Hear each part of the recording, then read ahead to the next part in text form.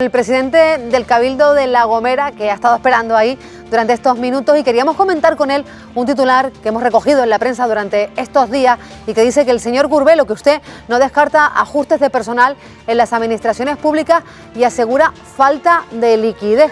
Cuando hablamos de ajustes de personal, señor Curbelo, se refiere a que se podría poner sobre la mesa en estas circunstancias que son excepcionales un expediente de regulación de empleo temporal también en la administración pública. Bueno, yo hice una reflexión general y empecé hablando de la necesidad de la cooperación de la Unión Europea hasta el gobierno de nuestro país, la Comunidad Canaria, y hice, insisto, una reflexión general, del mismo modo que la hago ahora. Es decir, el pasado mes nosotros, los cabildos canarios, los ayuntamientos y la comunidad dejó de ingresar el 66% del PIB. Este mes dejamos de ingresar o ingresamos solo el 10%, es decir, vamos a dejar de ingresar el 90%. Quiere decir, por tanto, que no vamos a tener liquidez si no hay un auxilio por parte del Estado para permitir gastar el superávit. No nos permiten endeudarnos, y la reestructuración para asignar los recursos de un presupuesto que sirvió para diciembre del año pasado, pero no sirve ahora, tenemos la plena convicción que algo hay que hacer. Es decir, tendremos que determinar algo. Estoy convencido que los servicios esenciales no se van a tocar, o es lo último que hubiera que tocar. Primero hay que tocar todo lo que sea. En definitiva, esta situación no solo le pasa a nuestra comunidad autónoma, al Estado le pasa lo propio. Es decir, deja de ingresar 70.000 millones de euros este año 2020, y la comunidad canaria dejará de ingresar 10.000 millones.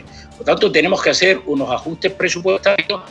Hay que esperar hoy a ver qué determinación adoptan los países europeos y la Unión Europea vinculada a ese fondo para cooperar con los países que tienen más dificultad, pero tenemos que hacer una estrategia. Yo lo comentaba al presidente del gobierno, hagamos una estrategia de un plan de reactivación económica y social una vez que salgamos de la crisis sanitaria que está orientada, y a partir de ahí lo que tenemos es que disponer de los recursos que dispongamos. Por eso el gobierno autorizó al consejero de Hacienda a hacer una especie de póliza de crédito, que no es endeudamiento, de hasta 1.700 millones.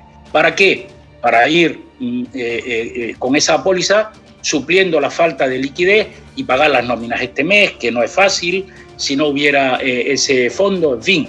Y a partir de ahí después cada cual hace las lecturas, y yo creo que se han extralimitado determinadas lecturas para posicionarse también, que viene bien en este momento también defender a cada uno al colectivo que crea conveniente, pero a nosotros nos toca defender hoy la sanidad pública, a quienes trabajan en defensa de los enfermos y los que están indudablemente en mayores dificultades, el disponer de medios para reactivar la economía que está parada, por ejemplo, en el turismo y en otros sectores productivos, y también para atender a las familias que más necesidades tienen. No nos engañemos.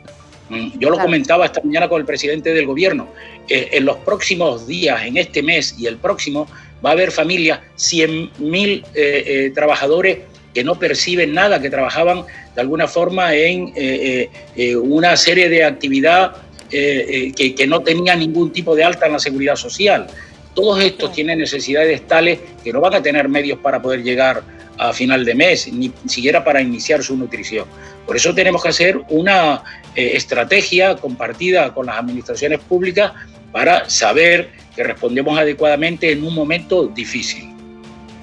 Pero ¿y eso significa que cuando se reactive la economía, todas esas personas que trabajan en la economía sumergida podrán salir a la luz o puedan salir a la luz e insertarse también en el sistema, en el mercado laboral, pagando impuestos como el resto de trabajadores? Yo creo que ahora no les quedará otra alternativa. Vamos a pensar que el gobierno saque una renta canaria o una prestación canaria de inserción excepcional.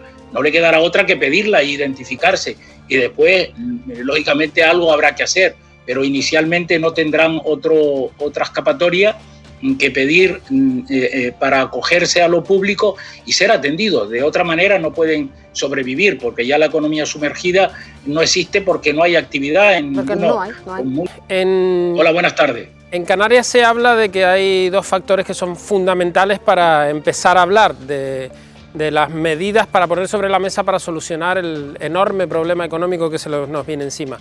Una de ellas es que se permita una capacidad de endeudamiento más allá del techo de gasto famoso, y la segunda es que se permita utilizar el superávit que las administraciones públicas de Canarias tienen ahora mismo en las cuentas corrientes.